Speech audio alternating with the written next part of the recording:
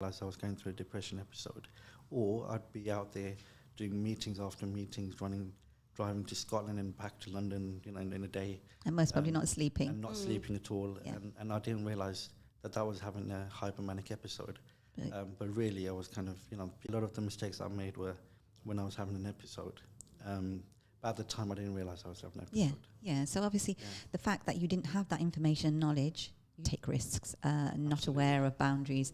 And there is the thing about when, obviously I don't have bipolar, but I can understand what it's like when you're passionate about something and you're on a buzz and the people around you, kind of draw towards you because you're able to really get things done. Yeah. But then that can take you on another journey where you are unable to see your boundaries and you continue to keep going. So I can see with people with bipolar disorder how they, there are a lot of famous people out there who live with bipolar disorder who do amazing things and achieve amazing things. But it's also ensuring that those people then take care of themselves or have a good support network around them.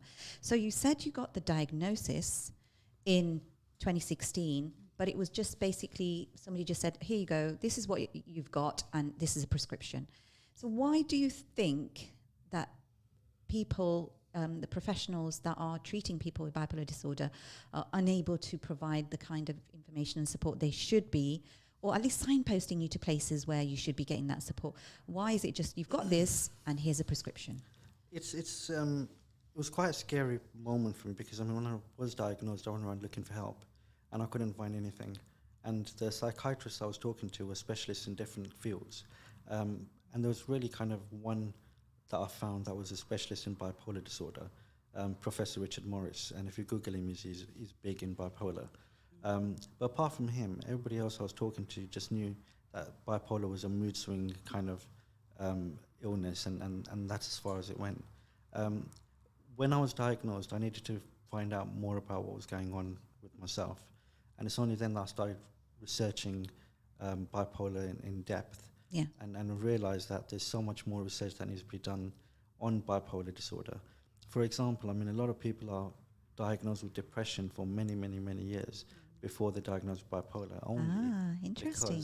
Because, the statistics behind it is that somebody could be undiagnosed for 9.5 years before they're diagnosed with bipolar, and that's only because they might have an episode, they'll do something crazy, or end up in hospital or something. Something that maybe is not ordinary for people to be doing. Absolutely. Yeah. And then they'll be diagnosed with something like bipolar. So would you say it's because depression is so common, and obviously within bipolar disorder there are those depressive episodes and the symptoms that come with depression? So obviously somebody going to see a professional, the symptoms they may be displaying at the point when they're unable to function because they're having a depressive episode is depression, so they get diagnosed with depression. When they're okay, they themselves can't even tell that they are having hypomania episode.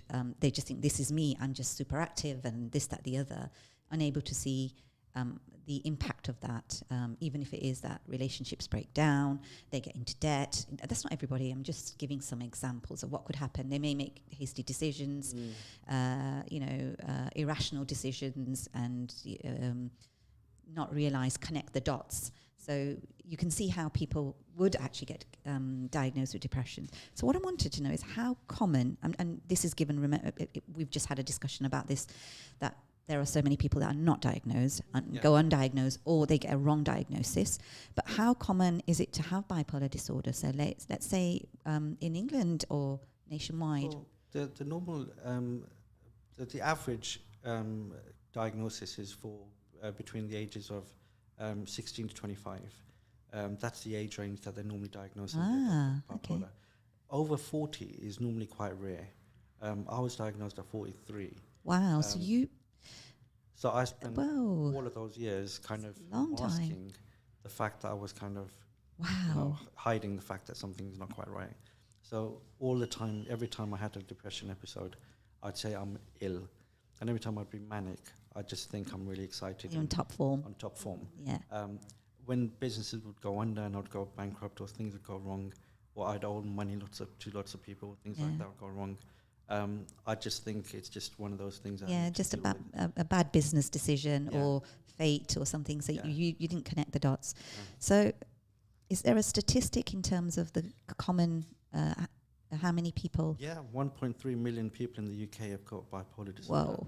Whoa, huge amount, isn't it, Nahida? Yeah. But they say there's probably the same amount of people that are undiagnosed. So you think that there's double that amount? Absolutely, because I mean, if you look at the actual illness itself, the things that it makes you do, risky behaviors and doing things like gambling and drug taking and all these kind of things that could potentially happen. Yeah. Nobody wants to be seen as somebody who's bipolar. So a lot of them hide the fact that they're bipolar. They don't tell their employers that they're bipolar. They don't tell their medical healthcare professionals that they're bipolar, because they don't want to be labelled with that sticker. Yeah. And because of that, they just carry on doing what they And need to do. we mentioned stigma earlier, and specifically for a condition like bipolar disorder, there's so much bad publicity and negativity around it, because obviously when somebody is having a hypomania episode, they may do something, and then that's what people identify with, not the person, and that's label that becomes part of that. I'm just going to read out this message. Salam, Sister Rehana and Brother Imran. I was at your CPD workshop that Jamila's Legacy ran at Crown Hills recently, and it gave me as a therapeutic counsellor a great insight into bipolar diagnosis and its effects. Great to have you with Rehana, as there is a lack of knowledge in this mental health condition, asthma. Jazakallah Asma for your comments. Really appreciate the feedback. So, that's, I think, again, the point that there is a lack of awareness, whether you're somebody who may be going through an episode, somebody who may have undiagnosed bipolar, or you're a family member or a friend. But generally, as a society, we just don't have that awareness. So I think what you're doing is really, really important. But I'm going to go back, because you said normally a diagnosis is between 16 and 25 years old. Now, is that the same for men and women? How common is it with men and women and the diagnosis? There's different types of bipolar. Okay, tell me about the different types. There's bipolar 1 and there's bipolar 2. Okay. With bipolar 1, you have more highs than you have lows. And with bipolar 2, you have more depression episodes than you have highs. And with bipolar 1, the highs are very extreme, and they can be going into hallucination, psychosis, and things like that. With bipolar 2, you can go high, but not to a manic stage. You can go to hypermanic, which is just below the manic stage. Yeah. But you're having more depression episodes. And they say that women tend to have more bipolar 2 and men are more bipolar 1. Interesting. Which is, it is. I mean, and in terms of the 16 to 25-year-old age range, again, that's something that they came up with a few years back. But we're dealing with over 250 bipolar people now. Wow. And most of our bipolar people have been kind of diagnosed after their 30s. Yeah. So we're looking into this and kind of finding out where they're getting their figures from. Yeah. Because from our experience. And 250 is it's quite a large amount, Yeah. It's so to have that most of those people are having a diagnosis 30 plus. Yes. Interesting. And would you say it's even between men and women, or difference? It's even. I mean, we get a lot of women coming to our centres and our workshops because they tend to be more open and be able to talk about their illnesses. Yeah. We have, in terms of inquiries and registrations, we have equal amount. We have men and women equally. Yeah. But less men attend our sessions because they don't want to talk about things. Yeah, Imran, I'm finding the same with Jamila's Legacy. Similar. The inquiries come in and the one-to-one support for men, yes. But when it comes to attending sessions, more females. Similar situation. And I think that's the work we're trying to do, to create more safe spaces so men feel included and feel able to come and access the support that they need. Okay, so we talked about the diagnosis and the genders, and you talked about types. Are there any other types besides type 1 and type 2? You've got cyclothymia. So a lot of people would go and maybe say they've got cyclothymia, which is actually bipolar. It's just a lower form of bipolar. It's less severe. It doesn't mean that it doesn't affect your day-to-day living, but it's just a less severe form of bipolar 1 or bipolar 2. And then you've got things like mixed episodes, and you have rapid cycling, which means that you go high and low very quickly. But they're all part of bipolar. So you're either bipolar 1, bipolar 2, cyclothymia, or undiagnosed, unspecified, which means that the doctor or the healthcare professional can't really diagnose you in terms of bipolar 1 or bipolar 2, but knows that you've got bipolar. Oh, okay, right, okay. So it's quite complex, isn't it? You know, and so people, you've got the clear type 1 and type 2 because it's very clear in terms of the episodes that you have, but then you've got the in-between as well. Okay. What causes bipolar? They normally say genetics, and it runs through families. It's the only illness that can be inherited through mental genetics. illness. Yeah, It's the only mental illness that can do that. But what normally happens is you've either got bipolar or you haven't. And if you've got bipolar, they can be triggered off by certain things that can happen in your life. Trauma, abuse and things like that could trigger off an episode. Okay. Sometimes they say that trauma can cause bipolar. It can kind of interfere with the brain chemicals and whatever else, and similar to depression. Yeah. But it goes to the extreme where you're completely imbalanced, where you need to have a mood stabilizer to kind of be able to live and have some sort of quality of life. So you mentioned the risk factors. You also mentioned genetics. So there may be people who have never been diagnosed. If we're talking about lack of awareness now, we go back, to our parents, our grandparents, and even further back. There may be a link, a genetic link, but we just don't know about it because there hasn't been that diagnosis. This is people living with bipolar. Yeah, it most probably went through life without being diagnosed, just seen as strange or difficult or whatever else, or being really super talented, to be honest. It could be a combination of things. So that's really interesting that, the genetic link is there, but also the factors that increase the risk of people having a bipolar episode. So you mentioned high levels of stress and trauma, and it's amazing in our lives. So you can see why, there can be an imbalance when something so major can happen to somebody, or even more than one traumatic situation. Because if you're having multiple traumas or long periods of trauma, you've gone through very difficult periods, you can see how that would increase the risks. I think very interesting. So I'm just going to read out, if I can, we're on Ramadan FM 87.7 FM. Our telephone number, if you wanted to give us a call and speak to Imran, and the WhatsApp number to message on is 077 4885 50855.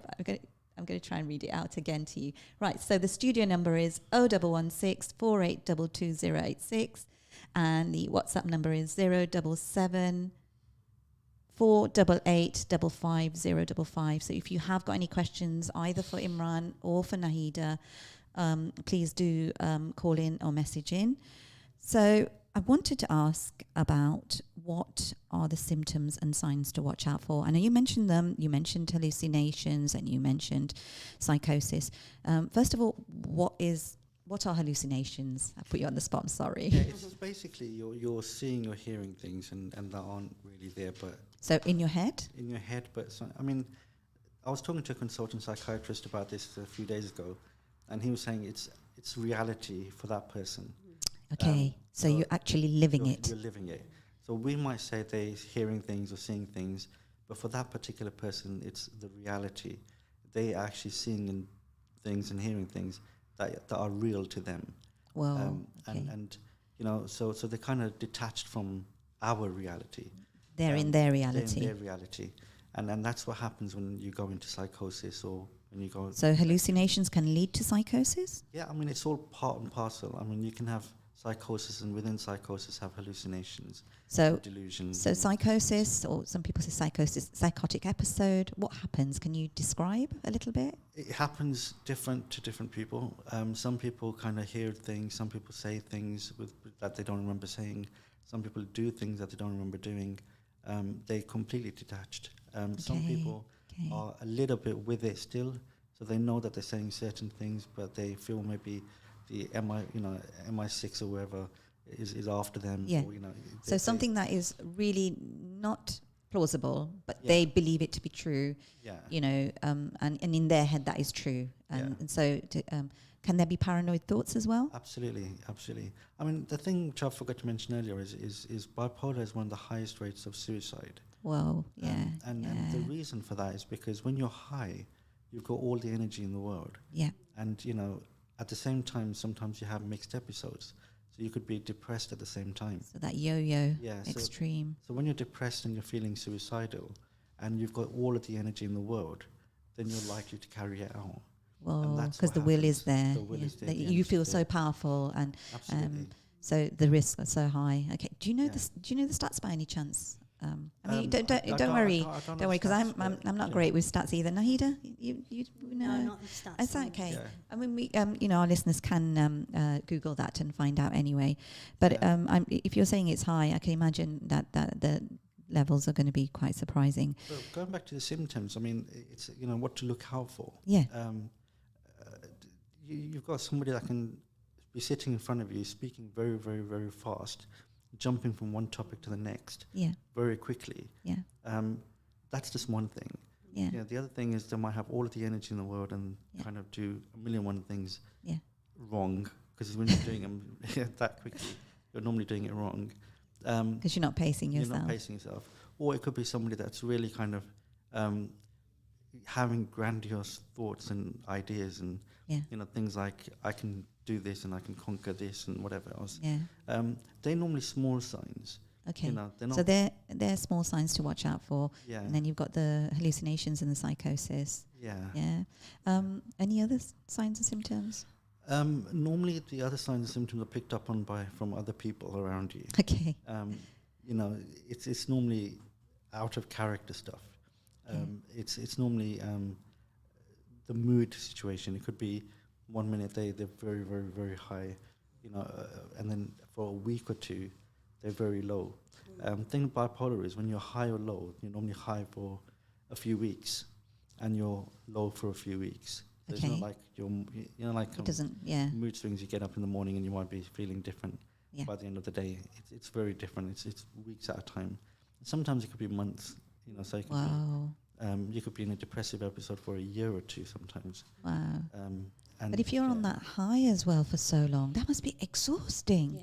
completely, Because you can't stop. no, and that's when normally you get hospitalized, Okay. because they Just go so at to- risk, as you yeah, say. Yeah. So is this when a lot of people are then not they're not able to reason with what other people around them are telling them, and so often the mental health act is people are having to be sectioned because they're not willing to go in for treatment that they really, really do need. I also work with people who either the carers or they're themselves, when they're in a hypomania, think they don't need the medication anymore. Yeah. And they stop the medication and then they start to deteriorate, and then they're the ones that often are then sectioned. I'm not saying everybody is, but this is in my experience of people I work with. Would you concur with what I'm saying? Absolutely. I mean, I went through a phase a few weeks ago where I completely stopped my medication for a night, and because I just thought, I've given up, I had enough, and I'm not going to take it. And the next day I felt so ill because I hadn't taken the medication that I had to take the medication in order to sleep. To give yourself a break. Yeah, my head was all over the place. So a lot of people do that. They stop the medication and then suddenly they're completely out of it. Wow. And they get sectioned. Yeah. So, it's not used lightly, but these powers have to be used because you're at risk to yourself. You're in a dangerous situation, and for those reasons. But it's interesting you say that you just had that situation, but very quickly able to pick up. But also because we have somebody in the room here with us in the studio today who most probably can support us a little bit. So I'm going to come back to you, Imran, but I just want to, while you just mentioned that, take us to Nahida. So we've got Nahida Chuadhary in the studio, and she is the Health and Wellbeing Manager at Bipolar Lift, but you're also Imran's wife. I am. Wow. Assalamu alaikum. Wa alaikum salam. Welcome. So I just don't know what to say except to jump to the comment that Imran's just made about he decided, that he wasn't going to take his medication just Yes. recently. So did you know that he did that? Yeah, it can be quite difficult. You have to be really, really patient. At the time, the worst thing you can do if someone said they're not going to take the medication is force it on them. So I asked him, he said no. I left it for a while. Then the following day I thought, let's go back to that. Yeah. And he was telling me how awful he felt. And I said, oh, you forgot your meds last night. Oh, brilliant. Why didn't you take them?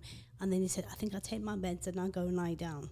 So it was kind of like he was in control. It was what he wanted to do, but a bit of coercing from myself. Yeah. So it's really important that we don't force people to do things, because we're taking away control and choice, and when we do that, people are more likely to resist. So and having you as his wife and carer, I hope you don't mind me saying that, is also that trust that you have, that level of trust you have, that he's able to reach out to you, and you're able to understand him, understand his needs, and get him. I think it's really important, isn't it? Yeah, it's monitoring the situation as well a lot of the time. So you're always on guard in case there's something else said. Yeah. And often, if Imran hasn't slept, like I was just saying now to him on the way down, you didn't sleep very well last night. When we get home, see how you feel. Maybe you need to have a lie down. Yes. It's knowing when to get him to switch off, because he will not switch off himself. And I have to physically say, look, why don't you stop? Why don't we go for some food? Why don't we do this? And make the other options, not say, do this, because that just won't work. Yeah, so I love the way that you suggest. You make suggestions, and then, so it's informed choices in a sense, but the individual is making that choice. Yeah. And alhamdulillah, I mean, Imran, it's great that you have such a wonderful wife, I hope you don't mind me saying, and have that support network. For our listeners who perhaps don't have that support network, where would you suggest they get that help? From us. Okay, Bipolar Lifts. Bipolar Lift, I mean, if they call us, we can help them with whatever help they need. Yeah. I mean, Nahida can kind of help them with any kind of care side of things. Okay. We can refer them onto carers networks. Okay.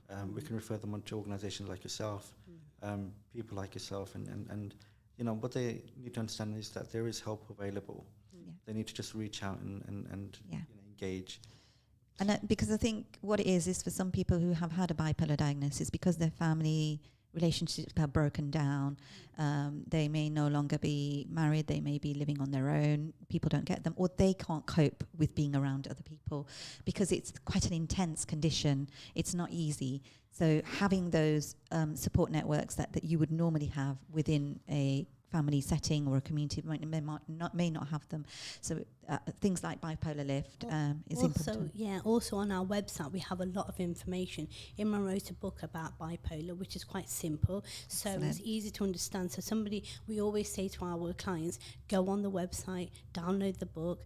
And it's free. It's free. Booklet. Yeah, the booklet. Yeah. And your family and friends can read up, and it talks all about bipolar, the different types of bipolar, and help that you can get. And also there's mood apps on there that they can download. So there's a lot of resources. Nahida, would you just read out the website? I mean, we will put that information up as well, but if you could just read that website out. Yeah, it's www.bipolarlift.org. And this service is available to anybody across the UK? Yeah, free of charge, yeah. Excellent.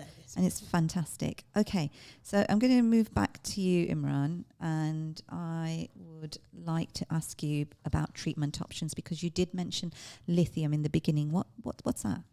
It's a mood stabilizer. Okay. They don't know how it works, but it works. They kind of tried it in the 1950s. And they tried it for bipolar, and it started to work. So accidental discovery. Accidental. So to this day, they don't actually know how it works, but they know it works. Wow. It's one of the oldest mood stabilizers there is. As well as that, you've got sodium valproate and things like that. And this is something that you have to take daily? Yes. With lithium, for example, you have to take regular blood tests as well, because it can affect your kidney functions and things like that. So you need a mood stabilizer to stabilize your mood, so that you don't go too extreme high, too extreme low. So it kind of levels it out. But But with that, you also need other medication, like maybe some antipsychotics or antidepressants. Antidepressants and things like that. So it's not normally one. You don't normally just have lithium or And- sodium biopressor. And if you're diagnosed with bipolar disorder, will you have a specialty should be under? Would you be under a consultant, or is it just GP? It would be a psychiatrist. It would be a consultant psychiatrist. Okay. The GPs can only prescribe certain types of medication. Okay. Things like antidepressants and things like that. When it comes to the hard, heavy Yeah. bipolar medication, that's only prescribed by psychiatrists. I see. Okay. So only they can do that. But in a way, it's good that you're under hospital care and you're being seen by, a consultant on a regular basis. Yeah. And I suppose that will differ depending on where you're at. Yes. If things are stable, you may see them less frequently. Yeah. I'm assuming if things deteriorate, there is a contact number for you to ring to be able to get an earlier appointment. Is that right, Nahida? There's a crisis team. So Okay. if out of hours you need help, there is a crisis team number you can contact. Excellent. Okay. Yeah. And that will be the same here in Leicester as well. I mentioned last week the Central Access Point, which is a 24-hour helpline. In the first instance, that's the number that you need to ring. You'll find the number if you Google Leicestershire Partnership Trust or even the local authority that you're under and type in the search engine mental health support. So depending on which city, county, borough you're in, you can do the same. And you will be able to get those emergency numbers. Obviously, if things are dire, so where it is a life situation, then I would say 999. Yeah. And obviously you've got the 111 service as well. Yeah, Yeah. definitely. Okay. So Imran, is there a cure for bipolar disorder? They haven't found a cure yet, but they look at managing it. So it's a case of lots of trial and error medication. I've been diagnosed since 2016, and even now my medication is being constantly chopped and changed to try and level it out to work for me. And pretty much all of the people that we're talking to are all in the same sort of position where, they're still trying to manage themselves. You can't cure it, you can manage it, but you can manage it through medication as well as talking therapy and other things as well. Okay. So it is a lifelong condition, but Yeah. you can manage it and you can have a good quality of life. I mean, look at you, you're doing some amazing stuff. So what made you start Bipolar Lift? What? By accident. If it wasn't for my bipolar diagnosis, and if it wasn't for not being able to find the help that I needed, I wouldn't have started Bipolar Lift. And Bipolar Lift was there because it had to deliver and provide the services that I was looking for at the time. Okay. And So you found there wasn't... there wasn't anything. I mean, there was a few kind of support sessions where they'd go around the room, and at the end of it, they just kind of introduce themselves and they go home. What I needed was help with getting my driving license back. I needed help with my PIP. I needed help with my debt situation. I mean, I had £200,000 worth of debt. Whoa, Imran. And that was while you were hypermania, you got into that debt. Yes, and I had family and children, kids. Whoa. I was kind of A lot of really worried about this, and there was nobody out there that could actually help with practical solutions. Yeah. I left my friends. I stopped talking to them. So I become started quite becoming isolated. Yeah. So all of these things I had to bring out in the Bipolar Lift, and that's why we do what we do. Wow, subhanallah. So Nahida, I'm going to go to you because you're the health and wellbeing manager there. Can you tell us about some of the Bipolar Lift services? Yeah, so I've been a social worker for about 25 odd years. So obviously when Imran had all his problems, I was able to help with those. Mashallah. So we do a lot of help with finances. People come to us with they need a benefit review, say they've stopped work, they might need help with PIPs. So we can actually help fill out the forms for them. And also we help with debt situations. Like Imran was in so much debt, we were able to help other people who are in similar conditions because, like Imran said, this isn't curable, but it's can be managed. So if we can alleviate the stress, and obviously debt is a huge stress, if we can help, and I have done that in the past, and we've helped write loads of debts off for people. Wow, that is mashallah. such a big stress off somebody's head. So our obviously things like that we do, and we have a lot of one-to-ones. We have a lot of the support sessions. So, and I just got my counselling level 2 last year as well. Oh, so, mashallah. things like that is people are literally coming to us to talk to us for a better quality of life. So it's a support. And I've seen lots of people attend your groups, the in-person groups. That you meet up in lots of lovely settings, outings, but also you do online. So people who are not in Nottingham, obviously you're able to support them with online sessions. Yeah, is that either right? Imran does a Zoom himself, or sometimes we do a joint Zoom. Mashallah. But Imran is able to offer the Zoom to people who don't live in Nottingham. But to be honest, people come to our group sessions from Loughborough, Leicester. We've got That's a lot fantastic. of people coming, and we say if you can make it to our groups, we don't turn you away. Our criteria is literally have a diagnosis of bipolar, or have family or friends with bipolar. That's brilliant. And be over 18, because we don't work with children, and that's just the criteria. Subhanallah. I mean, that's brilliant to hear. So our listeners in Leicester, if you are wanting to access some of the support that Bipolar Lift provide, please do get in touch with them. You can go in person as well. It's interesting you say that people travel out, and I've found the same with Jamila's Legacy for the things that we do over the weekends. People actually travel out, either because there's no service locally available, or because they don't want other people to know. So they'd rather access something that is outside of where they may be identified. So it's really interesting. And also, fortunately, we've just teamed up with the football team. Tell us about that. I think you're already partners with them, with the Leicester City in the community. Yeah.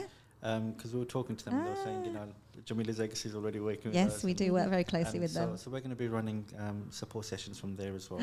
Brilliant. So the first one is at the end of May. Okay. At the football ground in one Brilliant. of the boxes. I am so pleased. So anybody interested, just give us a shout. Mashallah. So, I'm sorry, the fasting, throat's going. So, do you know the date for that? We haven't actually set the date. And we have got the date, yes. I have to get my diary. Oh, no, don't worry. We'll come back to it in a bit, but that will be available on your website, on your social media. So, Imran, social media-wise, where there's a bipolar we've got a Lift bipolar group on Facebook, on LinkedIn.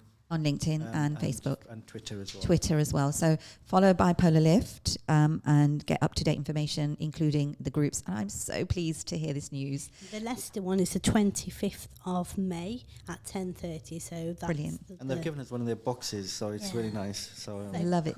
Cool. Love it. Posh. Yeah. Well done, you. That's really, really good to hear. Imran, I'm going to ask, does being married and working together present any challenges for the two of you? Always. I think, I'm a bit of a control freak. So I'm more kind of commercial. I'm looking at this as a project, as something that needs to become viable. Yes. If we're going to help people, we want to help people long term. That's right. You need to sustain it. Yeah, sustain it and stuff like that. Whereas I think with Nahida, it's more helping the person and just kind of spending more time with them on the phone. And I'd be like, you can't spend this much time per person because we need to kind of move on and help that person over there. So it's those managerial skills that you bring to the business, to the organisation, which are really vital for it to be sustainable. Because sometimes, obviously, our emotions, and it's great to be empathetic, and it's really, really vital, to be honest. But there has to be a line and a boundary, and I know I constantly have to keep reminding myself, because if we're going to help more people and continue to help more people, it's really important that those skills, those professional skills, those business skills are there, because otherwise, we've seen so many projects you and I have seen that fold over so quickly, so it's really important. Alhamdulillah, we're in our 5th year now. MashaAllah. So we want to make sure that we're around for a very long time and support lots of people, inshallah. So one of the things that we discussed was training. So can you tell us a little bit about the training that you offer? We offer a 3-hour CPD accredited mental health awareness and understanding bipolar course. And we do that sort of, we take a donation. If somebody can provide a donation for it, then we'll gladly accept it, because it will help some of our support groups. But if they can't do the donation, we still provide the course free of charge. If you can get a group of people together in a room, we'll come and deliver it, and Yeah. we'll get a free CPD certificate as well. Wow, it's amazing. I know you did that yeah. for us, but I understand you've got to sustain the organisation. You've got to generate some sort of income to continue helping all those people that you're helping. So any businesses out there, any organisations out there, any charities who are looking for bipolar training, which is accredited for your staff as well, that you can, contribute, add to your continuous professional development, please do get in touch with Bipolar Lift. Also, I know we're coming up to the end now. We've got a couple of minutes left. So, Nahida, I'm going to ask you the same question first of all. To begin working with, together and living together, how's that work? It obviously has its challenges, but we kind of know what roles we have. So, in terms of funding and things like that, I don't get involved in what Imran needs to do. My role is obviously to sustain, the well-being of the clients. So it's my responsibility to, like I said, we're working with over 200 clients now. So it's like ringing them, making sure they're all okay, they can come to our events. If they're not well, I would have to sit sometimes an hour or two on the phone with them, because you can't put the phone down if someone is in crisis. Yes. And we are really a intermediate. So we are between crisis and hospitalisation. So if they can come to us, come to our support session, we can offer the support. It will stop them going into hospital and being sectioned. But sometimes it's not possible. Of course. And especially if someone's come off the medication or they're not having, if they're having psychosis or any other issues. We do a lot of signposting as well. And it's just to reduce the isolation and be there for our clients. And the group is growing, but we have lovely, lovely people who come who help each other. So say we've got somebody who's been coming for a while, they would help the new clients. Jazakallah so much. We're coming up to the end of our show. I just want to say to our listeners, seek help early. Yeah. Delay seeking help that can, don't delay seeking help that can lead to your mental health deteriorating and then obviously reaching crisis point. Thank you so much to our wonderful guests, Imran and Nahida. Thank you to the team at Ramadan FM for allowing us to have this slot.